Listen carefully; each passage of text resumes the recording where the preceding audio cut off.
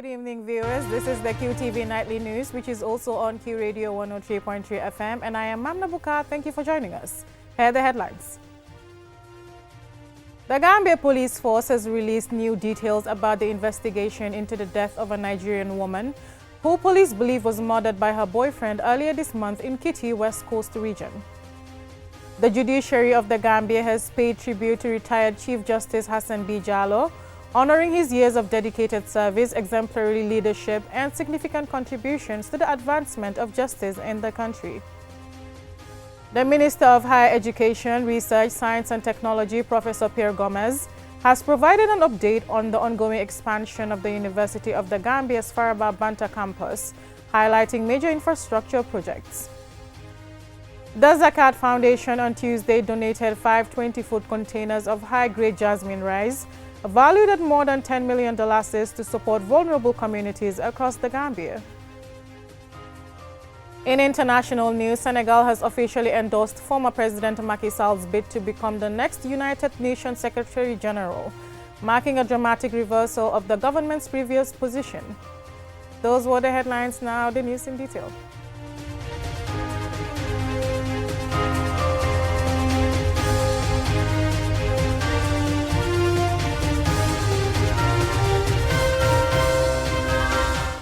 Welcome back and thank you for staying with us.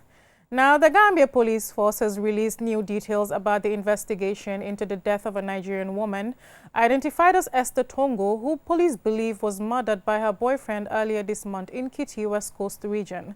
This story by Babukar Sise is narrated by Loli M. Kamara. Speaking during a press briefing in Brikama on Friday, Regional Crime Officer Amadou Kujabi said the incident occurred on 6th July but was reported the following day after a passerby alerted police.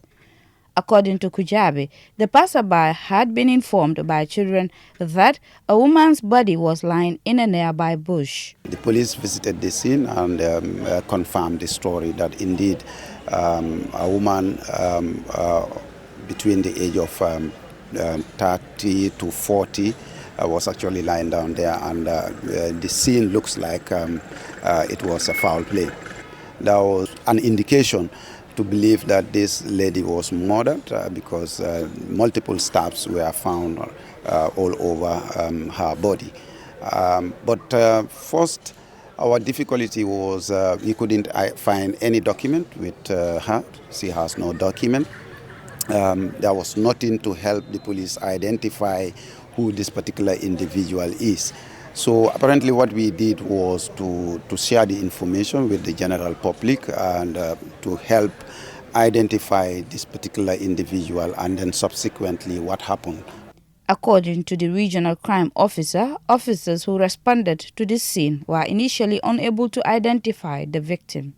Investigators later established her identity after tracing her residence through her landlord. When we searched the room and then discovered her passport, in the passport it was established that her real name was Esther Tongo and a Nigerian. Because initially we had difficulties, we couldn't contact any embassy because we were contemplating she could have been a Gambian, she could have been any nationality. The police said the suspect was subsequently arrested. The suspect turns out to be somebody that is very close to the lady, and what we are able to establish is that she's the girlfriend, is the boyfriend of the lady. So it is from there that our investigation started, because the person had placed series of calls to the suspect, and they had lengthy conversations. All the communications were lengthy conversations. So we thought this is a person of interest because from the printout, what we noticed was immediately after the last conversation that they had that lasted about 60-something seconds. Apart from that, there was no other communication done on that phone. Investigators said the suspect later allegedly confessed to the killing, although he did not provide a clear motive. Police believe the crime may have been financially motivated, alleging that the victim had recently received an Osusu payout and transferred approximately $35,000 to her mother in Nigeria. he confessed to the police that he took $1,700 that was found in the lady's bag, and he also took the lady's a mobile phone. In the mobile phone, there was money on the Wave account of the lady. He also transferred this money into his own account. So you could conclude you could safely say that it has something to do with money. Police said the victim sustained between 7 and 8 stab wounds. Injuries, they said, were consistent with evidence recovered from the crime scene. Investigators also alleged that after transferring money from the victim's mobile wallet, the suspect buried her mobile phone at his residence. Police said the device was later recovered during the investigation.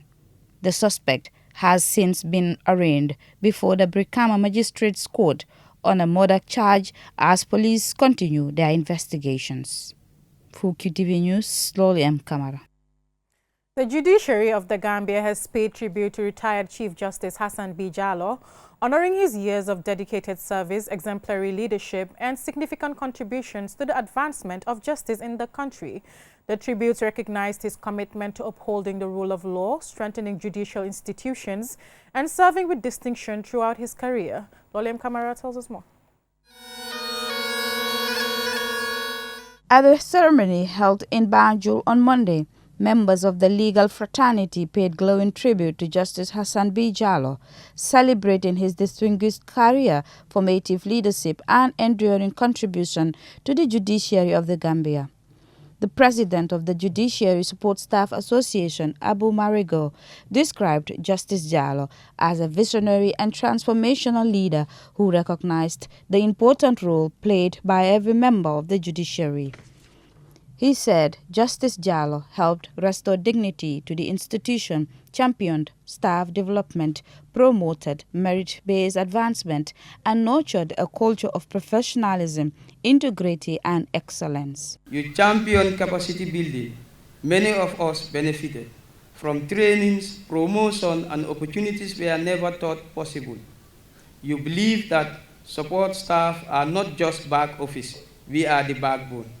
The Gambia Bar Association highlighted Justice Hassan B. Jallow's nearly decade-long tenure as Chief Justice as a period marked by significant progress in strengthening judicial independence, upholding the rule of law, and restoring public confidence in the country's justice system during a critical phase of democratic transition.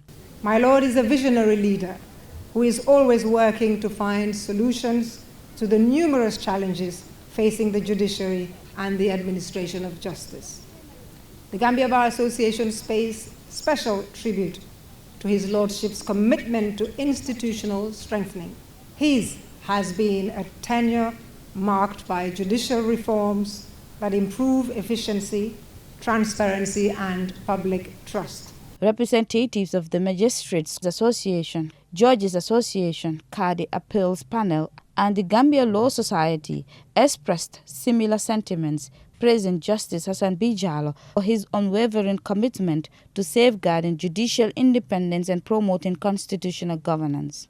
They described him as a mentor, scholar, diplomat, and principled leader whose humility, wisdom, and dedication inspired generations of judges, magistrates, and legal practitioners. Under the leadership of my Lord Honorable Chief Justice Hassan B. Jallow, the Kadi court system has continued to strengthen the rule of law, improve access to justice, and enhance public interest to our court.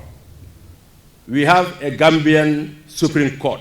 When I say Gambian Supreme Court, I mean a Supreme Court that is entirely Gambian.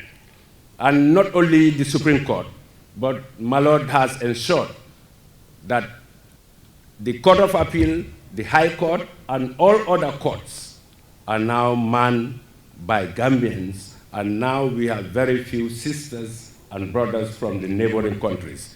We are truly grateful for having you lead us in the journey to recognize, defend, and preserve the rule of law as the most important tool in building and nurturing democracy, and respect for fundamental human rights. We thank you for being the perfect consummate diplomat, telling us the way it is without shouting, screaming, or disrespecting.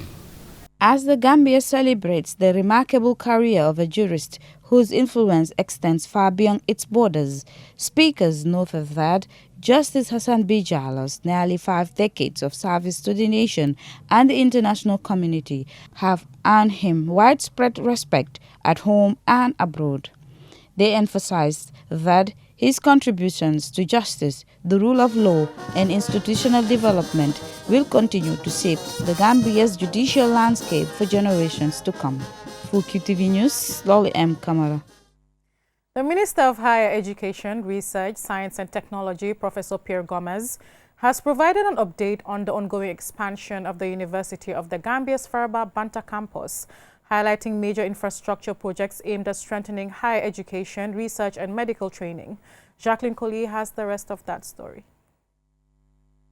The Minister of Higher Education revealed that significant progress has been made on the Lots 1, 2 and 3 of the University of the Gambia's Faraba Banta campus expansion project.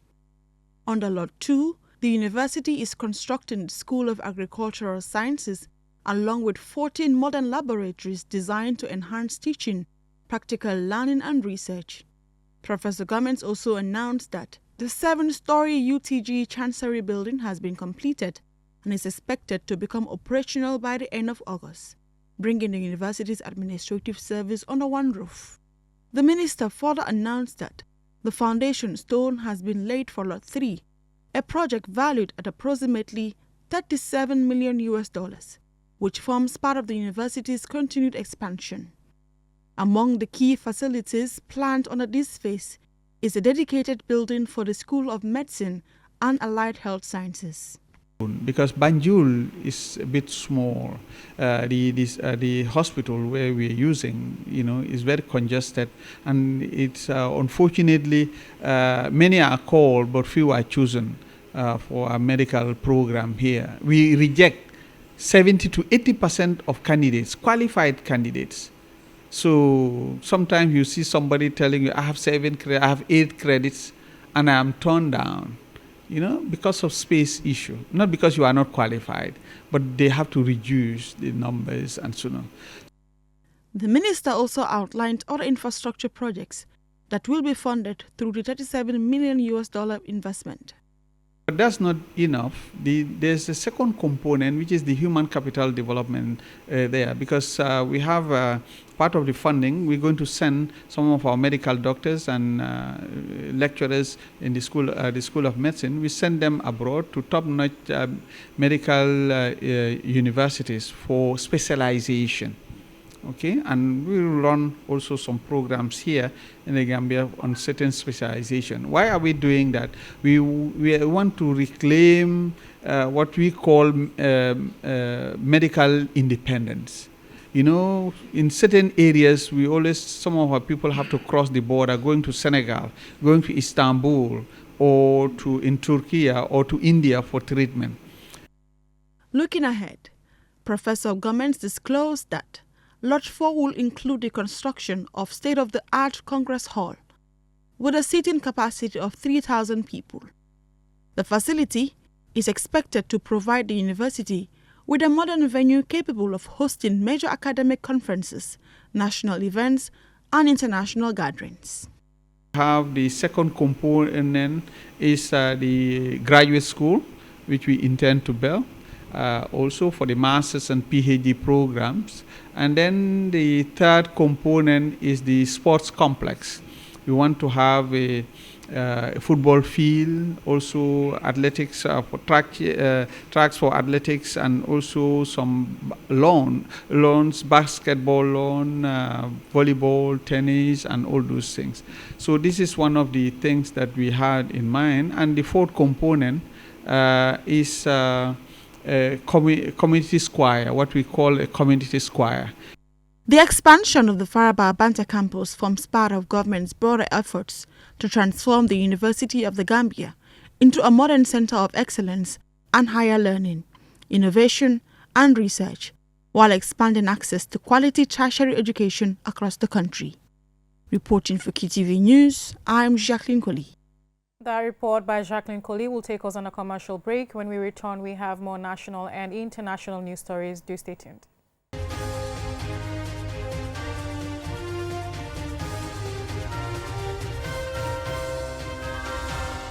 Welcome back. If you're just tuning in, this is QTV News and I am Mamna Buka. Now on to the rest of our stories. The Zakat Foundation on Tuesday donated 5 20-foot containers of high-grade jasmine rice valued at more than $10 million to support vulnerable communities across the Gambia. The handover ceremony took place at the Edward Francis Small Teaching Hospital in Banjul. Yafatugay has the details. The donation, coordinated through the foundation's local partner, Suniro Medical Mission, consists of 40-kilogram bags of high-grade jasmine rice that will be distributed to vulnerable families and institutions across the country. Beneficiaries include the Edward Francis Small Teaching Hospital, Bundung Maternity Hospital, Farafenni General Hospital, the Gambia Red Cross, orphanages, schools, prisons, mosques, churches, local communities and other organizations. Speaking at the handover ceremony, Salma Damir, Program Coordinator of the Zakat Foundation of America, highlighted the foundation's humanitarian mission and reaffirmed its commitment to supporting vulnerable communities through food assistance and other relief programs. The Zakat Foundation has been doing this work for over 20 years. And we thank the Gambia and we thank the Rio Medical Mission for this opportunity and for this collaboration. And we appreciate the acceptance of our gifts on behalf of Zakat Foundation and the sponsors and the donors. Tijari Jaju is the project manager of the Suniro Medical Mission. Also, thank you very much to Zakat Foundation of America for ensuring that they were able to provide 5 shipping containers of rice straight from India, about 3,300 bags of rice, if I'm not mistaken. And as of now, we've distributed around 2,500 bags with around 500 left. Representatives of beneficiary institutions, including Fantaseka Jalo, acting CEO of Bundung Maternity Hospital, Keba Amane, CEO of Farafenni General Hospital, and Dr. Mustafa Bitey, Chief Medical Director of the Edward Francis Small Teaching Hospital, expressed gratitude to the Zakat Foundation and Suniro Medical Mission for the timely support. So we say thank you very much to you and we really appreciate this gesture. This will go a long way for hospitals. I mean, we are regularly buying rice for our patients. We do that every now and then. So this will go a long way in relieving us from, spending that amount of money to buy rice for daily cooking for our patients. So on behalf of EFSTH and all the hospitals, we are grateful. And please extend our thanks to the family, to tell them that anything they bring here, let them be rest assured that it's going to be utilized in the right way. The donation is expected to strengthen food assistance for thousands of vulnerable people across the Gambia, underscoring the importance of partnerships in addressing humanitarian needs and improving the well-being of communities nationwide.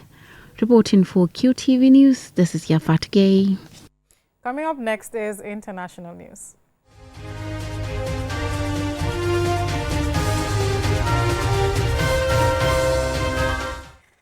Senegal has officially endorsed former President Macky Sall's bid to become the next United Nations Secretary General, marking a dramatic reversal of the government's previous position. This story by Babukar Sise is narrated by Jacqueline Coley. The decision follows Sall's first visit to Dakar since leaving office in 2024 and signals a significant shift in Senegal's diplomatic posture despite lingering political tensions over his time in office. It also ends months of uncertainty over whether President Bassirou Diomaye Faye's administration would support the candidacy. Until now, Faye's government had withheld its endorsement, accusing the former administration of political repression and concealing key economic data during its final years in office. Those allegations remain a source of deep political division in Senegal. The announcement also comes as President Faye begins a new regional role after being elected chairman of the Economic Community of West African States ECOWAS, succeeding Sierra Leone's president Julius Maada Bio. The 46-year-old takes over the regional bloc at a critical time, with West Africa facing growing security threats, democratic setbacks and strained relations with Mali, Burkina Faso and Niger following the three military-led countries' withdrawal from ECOWAS. As chairman, Faye is expected to prioritize rebuilding regional cooperation, maintaining dialogue with the breakaway states and advancing reforms aimed at strengthening governance, accountability and youth participation. His election is widely seen as reflecting the emergence of a new generation of African leadership at a pivotal moment for the region. Against that backdrop, Senegal's endorsement of Sall's candidacy signals an effort to project national unity on the international stage despite persistent domestic political differences. The Foreign Ministry said President Faye has instructed Senegal's diplomatic missions worldwide to actively campaign for Sall's bid, describing the move as one that serves both Senegal's national interests and Africa's pursuit of greater representation in global leadership. Sall's campaign has already received the formal backing of Burundi, which nominated the former Senegalese president for the position of the United Nations Secretary General. Having served as Senegal's head of state from 2012 to 2024, Sall is now engaging regional leaders, including Gambian President Adama Barrow, as he seeks to rally broader African support for his candidacy ahead of the UN selection process. Reporting for QTV News, I am Jacqueline Collie. That report brings us to the end of this bulletin, but before we go, here's a recap of the headlines. Forces released new details about the investigation into the death of a Nigerian woman who police believe was murdered by her boyfriend earlier this month in Kitty, West Coast region. The judiciary of the Gambia has paid tribute to retired Chief Justice Hassan B. Jallow, honoring his years of dedicated service, exemplary leadership, and significant contributions to the advancement of justice in the country. The Minister of Higher Education, Research, Science and Technology, Professor Pierre Gomez, has provided an update on the ongoing expansion of the University of the Gambia's Faraba Banta campus, highlighting major infrastructure projects. The Zakat Foundation on Tuesday donated 5 20-foot containers of high-grade jasmine rice, valued at more than $10 million, to support vulnerable communities across the Gambia. In international news, Senegal has officially endorsed former President Macky Sall's bid to become the next United Nations Secretary General, marking a dramatic reversal of the government's previous position. That's all we have for this news bulletin. Join us tomorrow at 8 p.m. for another bulletin. Thank you for watching.